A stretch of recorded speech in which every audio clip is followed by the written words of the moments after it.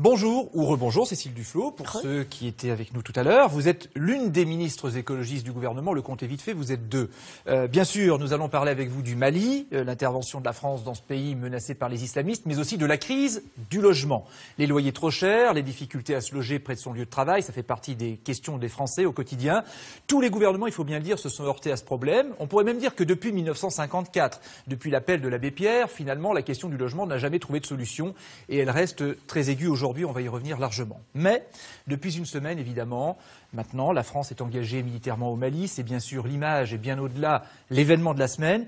Il y a eu quasi-unanimité au début, à droite comme à gauche, pour dire oui à cette intervention au Mali, sauf du côté d'Europe Écologie Les Verts. On a entendu par exemple Noël Mamère qui disait « j'aurais bien voulu qu'il y ait un débat avant », qui s'est posé des questions, qui a parlé de colonialisme, d'autres aussi autour d'Europe Écologie Les Verts.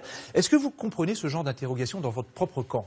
Je connais surtout la position qu'a adoptée à l'unanimité le Conseil fédéral d'Europe Écologie Les Verts. C'est donc la position de cette formation politique qui est de considérer que cette intervention était malheureusement nécessaire et qu'il fallait le faire et qu'on aurait laissé le peuple malien dans une situation de très grave péril si on ne l'avait pas fait.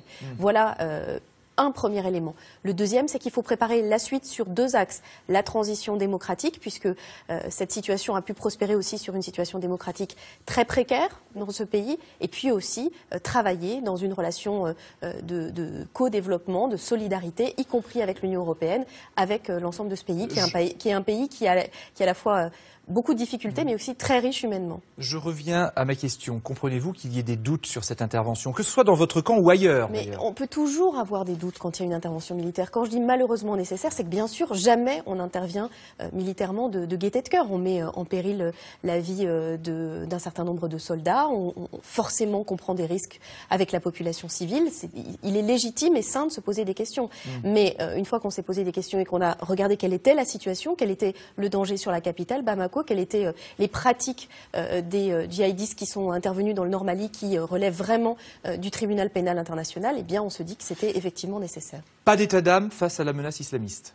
Ah mais, la question, c'est pas d'avoir des états d'âme, la question, c'est de savoir ce qu'il est nécessaire de faire. Ce qu'il est nécessaire de faire, c'était de réagir très vite, c'était une question d'heures, la semaine passée. C'est ensuite, comme l'a dit le président de la République, de faire en sorte qu'une force africaine soit en place sur le territoire malien, c'est en train d'émerger. C'est aussi de faire en sorte qu'il y ait une meilleure politique européenne. Daniel Cohn-Bendit s'est exprimé fortement au Parlement européen pour dire que l'Europe ne devait pas laisser la France intervenir seule. Mais si la France est intervenue seule, c'est parce qu'elle a répondu à une urgence qui était une urgence d'heure en heure. Avez-vous l'impression que François Hollande, en décidant d'intervenir, que la France plutôt intervienne au Mali, a pris une autre dimension, changé de stature, comme on l'entend, comme on le lit parfois? Oui, vous savez, moi, sur ces questions qui touchent, je le dis, à la vie, à l'équilibre d'un pays, à la vie des populations civiles, à l'avenir des femmes sur ce territoire, je pense qu'on ne peut pas rester à un niveau de lecture, de positionnement politique. Je pense qu'il a pris ses responsabilités de président de la République. Ce n'est pas une question d'image, c'est une question de rôle, qu'il assume cette responsabilité avec toute sa difficulté, toute sa complexité, qu'il a fait ce qu'il fallait.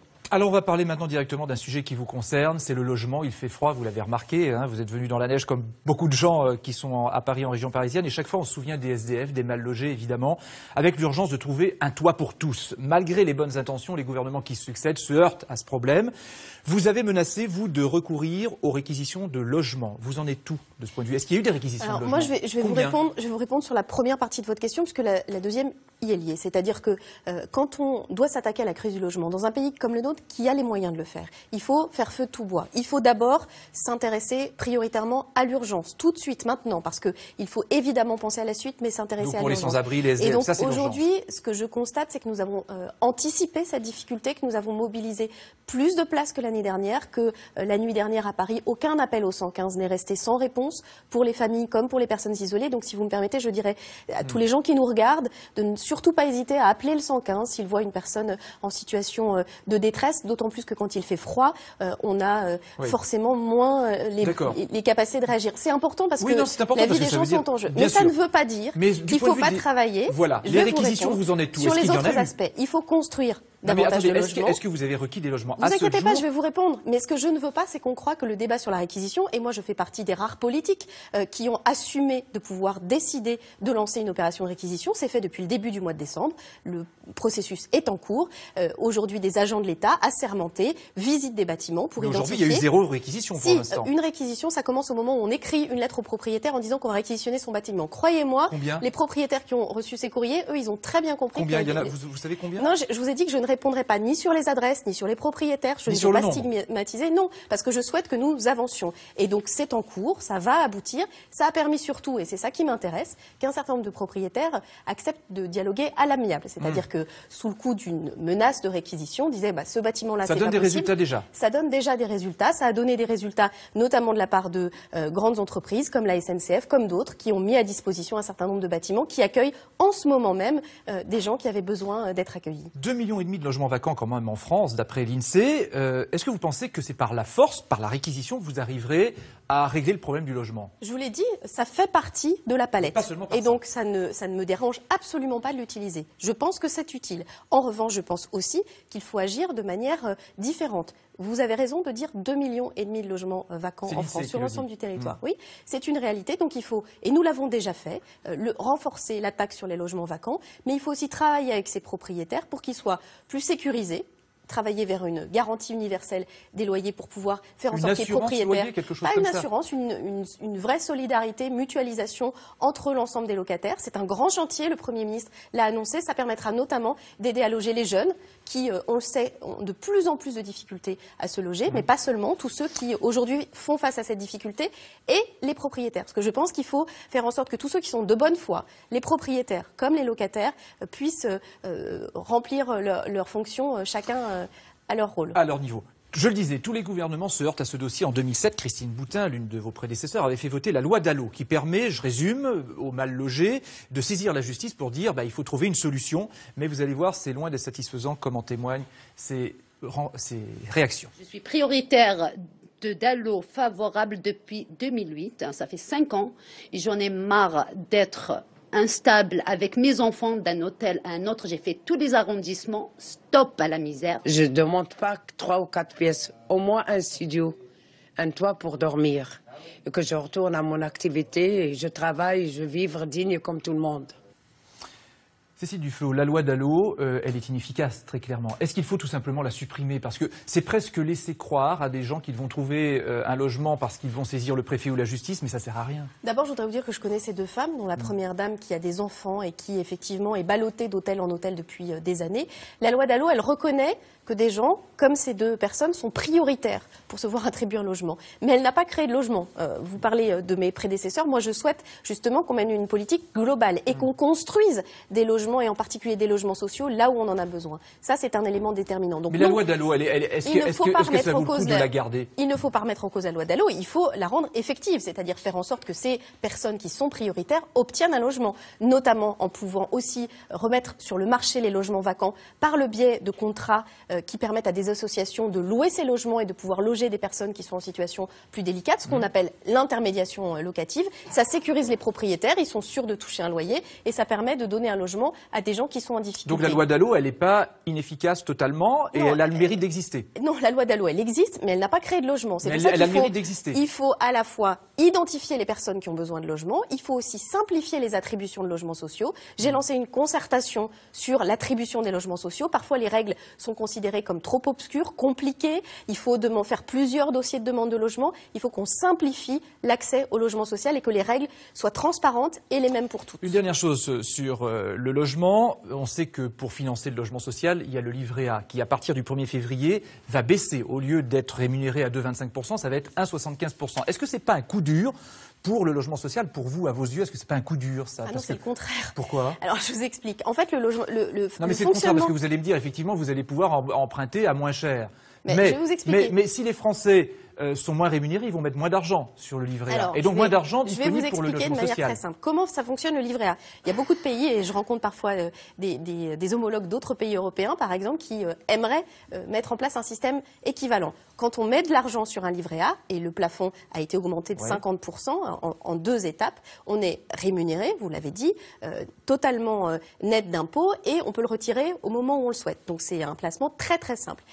En échange, cet argent est prêté à très long terme, sur 30, 40 ans, pour construire du logement social. J'ai bien compris. Plus le taux de rémunération du livret A est élevé, plus le prêt qui est fait pour construire le logement est élevé. D'accord, mais donc si, il faut toujours mais si les Français sont moins rémunérés, ils vont mettre moins d'argent. Donc ce sera moins d'argent pour le logement social. Je ne suis pas une spécialiste des placements financiers, mais je constate que même à ce nouveau taux, un certain nombre de conseils en investissement financier recommandent toujours de donc laisser... la baisse du livret A, c'est pas forcément un mauvais coup. Parce que c'est lié à l'inflation. Et je vous le pas un dis, c'est mauvais un coup. équilibre entre l'intérêt de ceux qui placent cet argent et la possibilité de financer le logement social. C'est un placement honnête pour ceux qui le placent et très utile pour construire du logement social. Alors, avant d'entrer au gouvernement, je le disais tout à l'heure, vous avez été la numéro 1 des Verts. Europe Écologie Les Verts aujourd'hui, vous avez toujours un œil évidemment sur ce qui se passe dans votre parti, on l'imagine. Mais pour vous, maintenant, c'est plutôt silence, on gouverne. Hein. Il y a une solidarité gouvernementale à tenir. Bruno Jeudi du Journal du Dimanche nous rejoint pour vous poser quelques questions. Bonjour Bruno.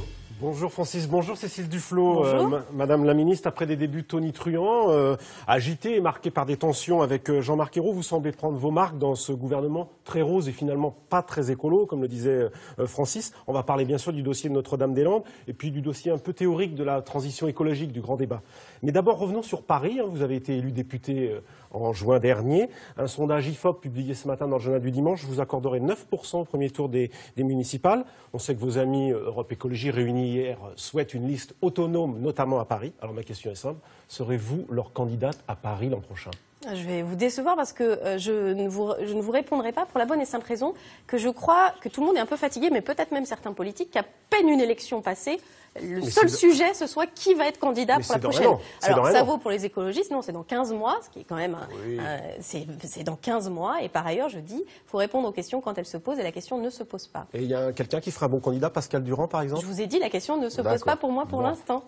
Il y a un dossier, par contre, qui est devenu une véritable paume de discorde. On le disait, le dossier Notre-Dame-des-Landes. Une commission du dialogue est en place, mais en même temps, on a du mal à lire votre stratégie, la vôtre, et puis celle de vos amis d'Europe Écologie Les Verts. Alors, est-ce que vous pariez sur l'enlisement, ou est-ce qu'au fond, on est dans une phase où vous avez décidé de calmer le jeu avec le Premier ministre, de ne pas rallumer un conflit ? De toute façon, le président de la République l'a dit lui-même, le choix du gouvernement et le choix de l'État sur ce dossier, c'est l'apaisement. C'est pour ça qu'il y a effectivement cette commission du dialogue qui fait son travail, qui avance. Ce désaccord, il était pointé de longue date pour des raisons qui sont des raisons de fond. Ce désaccord s'est accru avec la tension qui est apparue sur le terrain. La règle maintenant, c'est l'apaisement. Je pense que c'est la bonne méthode et qu'il faut que Est-ce que c'est cet un motif de apaisement se rupture entre vous et le gouvernement ? C'était un désaccord pointé depuis longtemps, donc il n'y avait rien de nouveau sur ce dossier. En revanche, je pense que la méthode qui a été choisie, qui est celle, je le dis, de l'apaisement, du calme, du respect des positions des uns et des autres et de la création d'un dialogue sur ce dossier, est la bonne méthode. Toujours sur l'écologie, Delphine Batho a engagé sous l'égide du président de la République un grand débat national sur la transition écologique. Énergétique. Malgré tout, on a l'impression quand même que depuis le début du quinquennat, c'est pas une priorité de François Hollande, qui cite plutôt la jeunesse, l'emploi bien sûr, et l'éducation. Alors, est-ce que le compte y est pour vous en matière d'écologie dans ce gouvernement ? Vous en êtes une des Vous l'avez membres pointé éminentes. vous-même, c'est un gouvernement dans lequel il y a deux, vous l'avez dit en introduction, deux ministres écologistes. Donc c'est la réalité de politique de ce gouvernement, ce qui ne veut pas dire que sur un certain nombre de dossiers, et vous parliez de transition énergétique, il y a un dossier qui est très important et décisif, parce que c'est 40% de la consommation énergétique de notre pays, qui est la transition énergétique dans le bâtiment, dans l'habitat, mais pas seulement. C'est un dossier sur lequel nous allons avancer de manière absolument décisive avec Delphine Batho. C'est un dossier utile parce que c'est un dossier environnementalement très utile, ça lutte contre le réchauffement climatique, qui crée de l'emploi, des dizaines de milliers d'emplois. Est-ce qu'il serait mieux porter le thème de l'écologie par justement un membre de votre formation politique ? Moi, je pense que c'est la première fois au fond que depuis que la gauche est revenue au pouvoir, d'habitude c'était plutôt un portefeuille qui échouait c'est arrivé une fois avec Dominique Voynet. Dominique C'est Voynet, une d'habitude. Yves Cochet, et précédemment il y avait des personnalités qui étaient plutôt issues du monde écologique. Là, cette fois-ci, c'est pas le cas. Je vais vous dire, à l'inverse, je pense qu'effectivement c'est la première fois qu'un ministère qui est un ministère ministère important comme celui de l'égalité des territoires, mais je crois que nous en parlerons, et le logement, est confié à une personnalité écologiste. Donc ça montre bien aussi l'évolution de ce qu'est un mouvement de l'écologie politique et de ses représentants. Mais je vous le dis, moi j'ai entendu les propos du président de la République lors de la conférence environnementale, et ce virage, ce changement de cap en matière notamment de conversion écologique de l'économie, c'est-à-dire d'aller vers un modèle beaucoup plus durable, beaucoup plus soutenable, c'est forcément quelque chose qui doit s'engager dans la durée. La transition énergétique en fait partie, mais pas seulement. Je vous parlais de création d'emplois dans le secteur de la transition énergétique. Effectivement, dans les énergies renouvelables, dans le bâtiment, il y a une source d'emplois durable, non délocalisable. Il faut bien lier ces deux questions. Bruno évoquait les équilibres au sein du gouvernement, il y a les équilibres aussi au sein de la gauche. Je voudrais que vous entendiez Martine Billard. Elle a été écologiste, elle est aujourd'hui chez Jean-Luc Mélenchon, au parti de gauche, et elle se pose des questions sur l'accord qui a été conclu entre le MEDEF et plusieurs syndicats, notamment la CFDT, sur la flexibilité dans les entreprises. Elle vous interpelle, vous allez l'entendre. Bonjour Cécile Duflot. Comme vous le savez, il y a eu un accord qui a été signé entre le MEDEF et la CFDT, qui est un accord qui est porteur de régression sociale et qui notamment, pour la première fois depuis très longtemps, introduit des dispositifs inférieurs à la loi. Je voudrais donc savoir, Madame la Ministre, quelle est votre position par rapport à cet accord et êtes-vous d'accord avec le Président de la République et le Premier ministre pour dire qu'il doit être transcrit tel quel dans la loi ?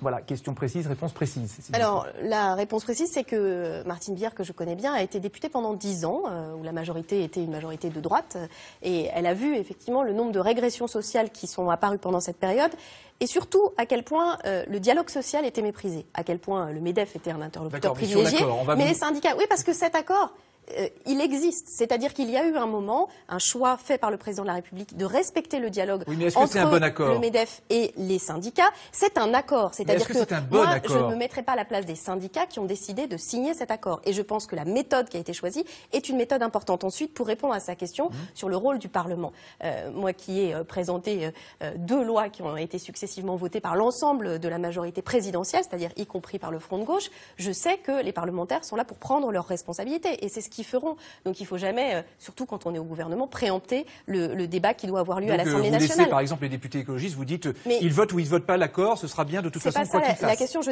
dis ils prendront leurs responsabilités, y compris à l'égard de l'existence de cet accord. Donc du rôle respectif dans une société comme la nôtre, du débat politique à l'Assemblée nationale, de la responsabilité du gouvernement et aussi de faire confiance quand le dialogue social existe et va à son terme. Bruno. Je voudrais revenir sur un autre dossier, celui du mariage pour tous. Vous étiez la seule ministre du gouvernement présente lors de la manifestation précédente. Avec Marie-Arlette Carlotti.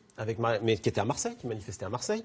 Et dimanche prochain, il y aura une nouvelle manifestation. Est-ce que vous espérez qu'il y ait d'autres membres du... D'abord, est-ce que vous serez à la seconde manifestation? Et est-ce que vous espérez que d'autres membres du gouvernement viennent dimanche prochain pour faire nombre? C'est probable, mais c'est pas en envoyant tous les membres du gouvernement que ça fera nombre. Heureusement qu'il y a des, on avait le sentiment qu'il y avait eu des consignes plutôt pour qu'il n'y ait pas de membres du gouvernement qui manifestent lors de la franchement, c'est un sujet totalement accessoire. Le vrai sujet, c'est le sujet de l'égalité des droits et le sujet du mariage. Oui, moi, vous savez, il se trouve que c'est un sujet. Je suis une femme hétérosexuelle, mère de famille nombreuse, heureuse de l'être, et je souhaite que cette possibilité soit ouverte à tous et à tous ceux qui s'aiment. Est-ce que vous y serez dans la manif? Oui, c'est probable. Mais je vous dis, c'est un sujet qui est anecdotique par rapport à la réalité. Alors, une dernière question. Il y a quelques semaines, Jean-Vincent Placé, membre de votre formation politique, et d'autres se posaient la question de la participation des ministres écolos au gouvernement. C'est du passé ou bien ça continue à trotter dans la tête de certains de vos amis? Ce matin, il y a le coprésident du groupe à l'Assemblée nationale qui a dit et s'il neige encore, est-ce que les ministres écolos vont quitter le gouvernement? C'est vrai que ça a été une sorte de feuilleton pendant les 6 premiers mois de notre présence. Il y a eu des déclarations de dirigeants du parti qui étaient assez importantes. C'est jamais une évidence. La participation à un gouvernement, pour qui que ce soit, je pense, n'est jamais une évidence en soi. En revanche, on n'a pas des états d'âme toutes les 5 minutes. Moi, je dis que les choses sont très claires. On a fait ce choix de participer à un gouvernement en connaissance de cause, en voulant effectivement s'engager sur un certain nombre de dossiers. Et aujourd'hui, ce que je constate, c'est une forme de maturité aujourd'hui d'Europe Écologie Les Verts. Je ne sais pas si on peut appeler ça de la maturité. Je pense qu'on a fait preuve et on fait preuve dans une situation très difficile d'une grande responsabilité que nous continuerons, mais que je souhaite que les dossiers qui nous tiennent à cœur, ceux sur lesquels nous travaillons, mais pas seulement, avancent dans le bon sens comme tout un chacun. Bruno, merci d'être venu sur le plateau de 12-13 dimanche et à très bientôt. Pour ou contre, maintenant, vous êtes une adepte des réseaux sociaux, de Twitter en particulier. Il y a eu des dérapages sur Twitter ces derniers temps, dérapages racistes, xénophobes, homophobes, bref, dans tous les sens, j'allais dire. Pour ou contre l'encadrement du contenu des réseaux sociaux? Parce que c'est une question qui se pose. Vous savez, moi je pense que la question c'est pas celle des réseaux sociaux. À un certain moment, la question c'est juste celle de la loi, celle des insultes, des injures. Il y a un certain nombre de gens qui, protégés parce qu'ils croient être de l'anonymat, sont parfois au-delà de ce qui est Est-ce qu'il faut sanctionner? tolérable. Est-ce qu'il faut des sanctions? Ou Je est-ce pense que qu'il Twitter, faut ça va que- être la grande liberté? Je pense qu'il faut que la loi qui s'applique dans le cadre général s'applique aussi sur les réseaux sociaux. C'est aussi simple que ça. La France risque d'être différente des autres pays de ce point de vue. Je pense que personne n'est différent quand on voit le degré d'insulte, d'injure et la violence de certains propos qui sont effectivement au-delà de ce qu'on peut tolérer dans un certain nombre de cas. Alors, on a parlé de logement, vous êtes aussi en charge de l'égalité des territoires, je vous avais dit qu'on en parlerait, on y vient. On peut même parler de territoire à la carte aujourd'hui, selon l'endroit où on vit. Hier, à Tulle, François Hollande, sur ses terres électorales, a estimé que l'égalité des territoires lui tenait à cœur, que ce serait l'un des dossiers des mois à venir. Mais ça veut dire quoi? Il faut s'attendre à quoi? Alors, ce que ça signifie très clairement, c'est qu'aujourd'hui, on est dans un pays qui a changé, qui est devenu de plus en plus urbain, dans lequel les espaces ruraux, pour certains endroits, ont perdu de la population, mais pour d'autres, en regagnent. Et il faut faire en sorte que chaque habitant de notre pays ait droit au même service, par exemple, au même service public, où qu'il se trouve, que les questions de transport, d'éducation, de présence de Alors, l'école. il faut s'attendre à quoi dans les mois qui viennent? Parce Il que faut à partir du moment où s'attendre- le président de la République dit que ça va être une priorité et vous en charge, il faut s'attendre à quoi? Il faut s'attendre au fait qu'effectivement, à la fois, on puisse expliquer que depuis 10 ans, on a abandonné toute politique d'aménagement du territoire. Chacun s'en souvient, dans les années 60, 70 et même 80, on avait une politique d'aménagement du territoire. On s'en est détaché. Résultat, on a laissé des élus locaux, des habitants face à des situations extrêmement difficiles. Il faut remettre de l'action publique sur ces territoires. Ça vaut pour les espaces ruraux, ça vaut aussi pour certains quartiers périphériques, qu'on a appelés les quartiers de la politique de la ville, qui étaient traités un peu Alors, à ça veut part. dire quoi? L'idée de l'égalité des territoires, c'est traiter tout le monde à égalité. Alors de prenons la un même exemple, manière. le milieu rural qui se désertifie toujours. Ça veut dire qu'il faut rapprocher les villes des campagnes? Alors ça veut dire quoi pour ça? Ça veut dire... Physiquement, c'est très compliqué. Non, mais si, ça veut dire des transports, par exemple, Oui. développer les transports, les trains, des choses comme ça. Ça veut dire- Or, quand il y a des projets comme ça, Lyon-Turin, par exemple, TGV pour l'Espagne, les lignes très haute tension, souvent il y a des oppositions de la part en particulier des écologistes. Est-ce qu'il n'y a pas une vision conservatrice des Là, écologistes? quand on parle de la desserte des transports en commun, en particulier à la demande pour les personnes âgées qui vivent à 20 km de Guéret, on n'est pas dans des infrastructures de grande vitesse. Là, vous mélangez un peu deux D'accord, dossiers. alors, ok, d'accord. Il y a, Je veux bien il y a les infrastructures quotidiennes, rapprocher les transports C'est ça, pour mais faciliter la vie il y a des quotidienne sujets Français. plus importants. Il y Mais a vous des savez que sujets l'aménagement sur la territorial, ça passe présence aussi par les grands postale, chacun. chantiers.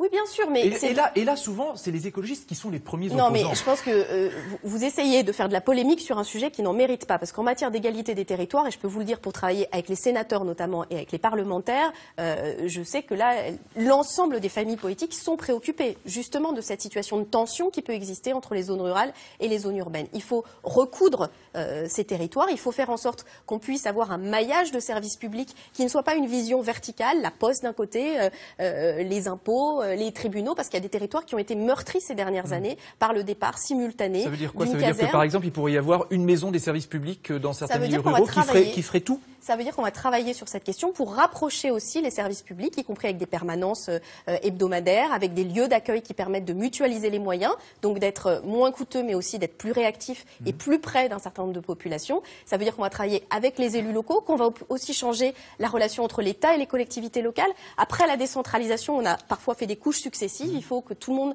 travaille mieux ensemble. Mais permettez-moi d'y revenir quand même merci, aux emploi. grands travaux d'infrastructure, parce que ça participe aussi à l'aménagement de la France. Et souvent, il y a des refus. Et les refus viennent notamment des écologistes. Je le disais tout à l'heure. Les grandes lignes à grande vitesse, par exemple, l'aéroport Notre-Dame-des-Landes, ça peut faire partie de l'aménagement du territoire aussi. Est-ce qu'il n'y a pas une vision conservatrice chez les écolos parfois? Vous faites un peu le gâteau 100 fois bon. Mais Une non, vision mais- conservatrice. Non, il y a justement, je pense que de la part des écologistes sur les grandes infrastructures, personne ne pourra imaginer que les écologistes soient contre le développement du rail, en particulier du fret ferré, qui aujourd'hui est parfois en situation difficile. Nous sommes félicités des moyens supplémentaires qui vont être accordés à ceux qu'on appelle justement les trains d'équilibre du territoire, qui font des liaisons de grandes capitales régionales à d'autres grandes capitales régionales. Simplement, dans une période où il faut être économe des deniers publics, on peut se dire qu'il y a certains investissements qui sont plus efficaces que d'autres. Et évidemment plutôt que la le proximité TGV, que les grandes que le infrastructures. TGV est très utile sur des moyennes distances pour remplacer l'avion, par exemple, y compris en Europe. Donc ne croyez pas compris le pouvoir faire une Lyon-Turin. opposition. La question du Lyon-Turin, c'est une question financière très importante qui est sujet, et ce sujet est en débat, qui est à la fois que c'est un projet qui peut être un projet intéressant, mais c'est un projet extrêmement coûteux et qu'on est dans une période extrêmement tendue sur le plan financier. Voilà, et qu'avec l'ensemble de ces paramètres, il faut forcément réfléchir. On va terminer par une image, la une des Inrecuptibles, avec Gérard Depardieu en noir et blanc, avec 2 dates. 1948, sa naissance, 2013, un peu comme une épitaphe. Qu'est-ce que vous en pensez de cette une ? J'en pense 2 choses. Je pense que si quelqu'un n'a pas suivi les derniers épisodes, il peut légitimement croire que Gérard Depardieu est mort et que donc c'est quand même assez troublant. Et puis ensuite que, honnêtement, toute cette histoire ne mérite pas plus de commentaires que ça. Voilà. Oui. On en a fait trop sur Gérard Depardieu ? En tout cas, moi, j'ai pas envie d'en faire. Mais Gérard Depardieu, c'est quoi? C'est encore un artiste ou la caricature de lui-même? Quand je vous dis que j'ai pas vraiment envie, je pense que c'est parce que je crois qu'à un moment, il y a une dimension personnelle dans cette histoire, il y a une dimension individuelle qui me paraît pas utile de commenter, surtout pas d'un point de vue politique, qui plus est. Merci Cécile Duflot d'avoir accepté notre invitation dans 12-13 dimanche.